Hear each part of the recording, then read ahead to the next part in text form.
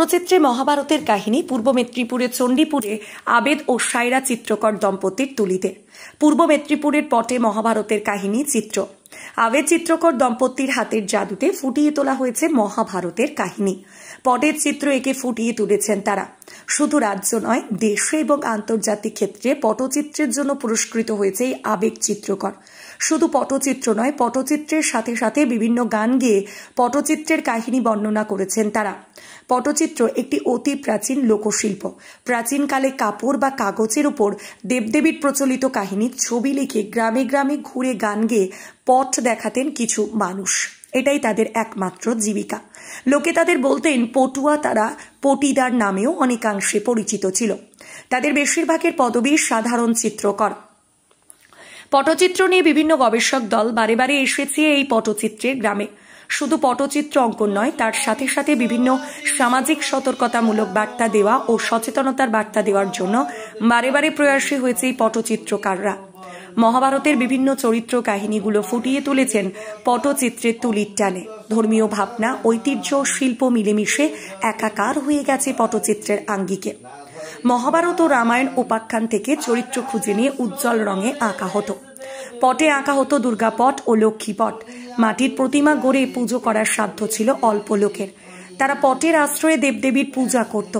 রঙিন দুর্গোৎসব সম্ভব না হলেও শতভাগ ভক্তি নিয়ে পূজা হতো দুর্গাপটের। একইভাবে আঁকা ছবির সামনে রেখে দেবী লক্ষ্মীর অর্চনা করা হতো। তবে বর্তমানের ঐতিহ্যবাহী শিল্পের অনেক কিছুই হারিয়ে গেছে।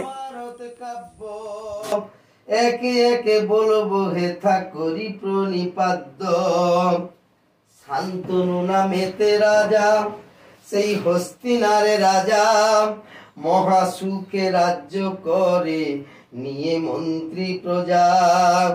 কিন্তু তাহার মনের কথা কে বুঝিতে পারে, আর সন্তান শোকে বসিয়াছে সেই গঙ্গা নদীর ধারে। বুঝিয়া গঙ্গা দেবী রাজার মনের ব্যথা, করিতে চাইল বিয়ে, করে নাই অন্যথা। শান্তনু আর গঙ্গা দেবীর হইল যে এক শর্ত, বলে আমার কাজে দিলে বাধা, ছেড়ে যাব মর্ত। শান্তনুর বিয়ে হলো সেই গঙ্গা দেবীর সনে, আনন্দিত হলো প্রজা আর সভাসদগণে। দিন যায়, মাস যায়, আসে বছর ঘুরে, আরে অষ্টবসুর জন্ম হলো গঙ্গার কোল জুড়ে। ঋষির সাপে অষ্টবসু এলো গঙ্গার কোলে, একে একে নিক্ষেপিল সবে উদ্ধার হবে বলে। বংশরক্ষার তরে রাজা ভাবছে মনে মনে, বংশ রক্ষার তরে রাজা ভাবছে মনে মনে, আরে 7 পুত্র মরল ডুবে ঋষির বচনে। অষ্টবসু দেবব্রত আজ পেল গোরে হাই, শান্তনুর বংশ রক্ষা শুনো বলে যাই।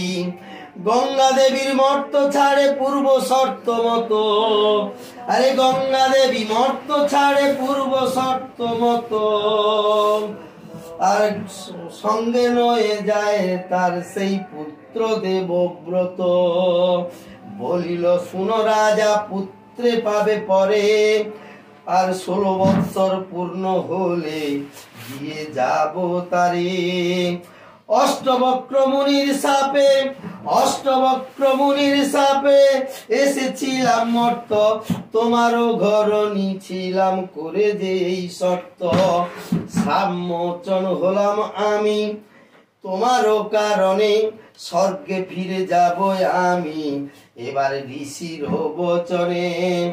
দেখতে দেখতে কেটে গেল বছর 15-16, শুভক্ষণে স্বর্গ হতে গঙ্গা দেবী এলো। নমস্কার, আমি আবেদ চিত্রকর, পূর্ব মেদিনীপুর জেলার একজন পটচিত্র শিল্পী।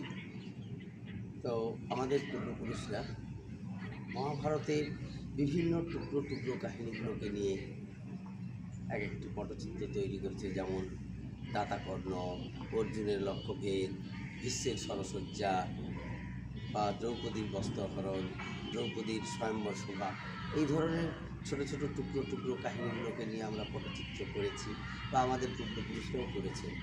কিন্তু আমার মাথায় এক ক্রিয়েটিভ চিন্তাভাবনা থেকে আজকে সম্পূর্ণ মহাভারতের যে পটচিত্র আমরা তৈরি করেছি, সেই সম্পূর্ণ মহাভারত তৈরি করতে আমাদের সময় লেগেছে প্রায় 1 বছর 3 মাস। এই 1 বছর 3 মাসে আমরা 5 জন শিল্পী মিলে এই সম্পূর্ণ মহাভারতটি তৈরি করেছি।